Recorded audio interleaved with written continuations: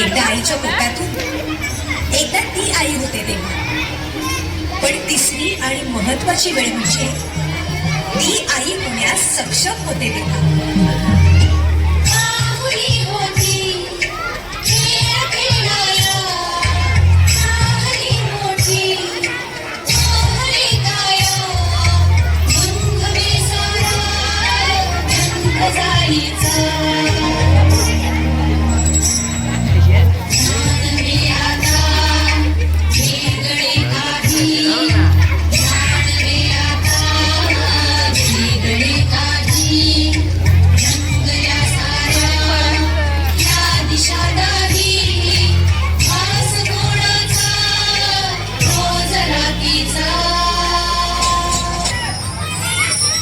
हे एक सुंदर वरदान आहे जे फक्त स्त्रियांना मिळतं.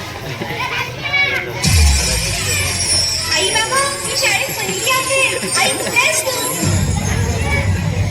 आज आपल्या प्राचीला पाहायला पाहुणे मंडळी येणार आहेत ना, तयारीला लागा. अहो, पण किती लहान आहे. आई माणसांना जेवढं सांगितलं जातं तेवढंच करावं. बघा, ऐकलंस ना बाबा काय म्हणाले?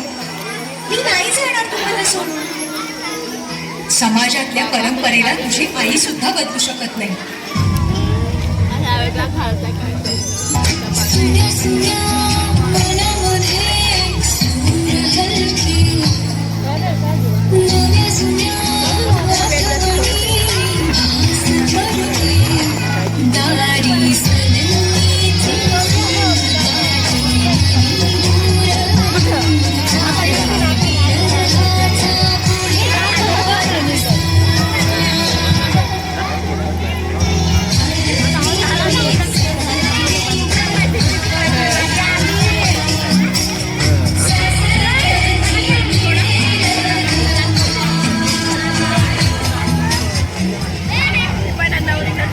शिल्ला सासरी माया करायला.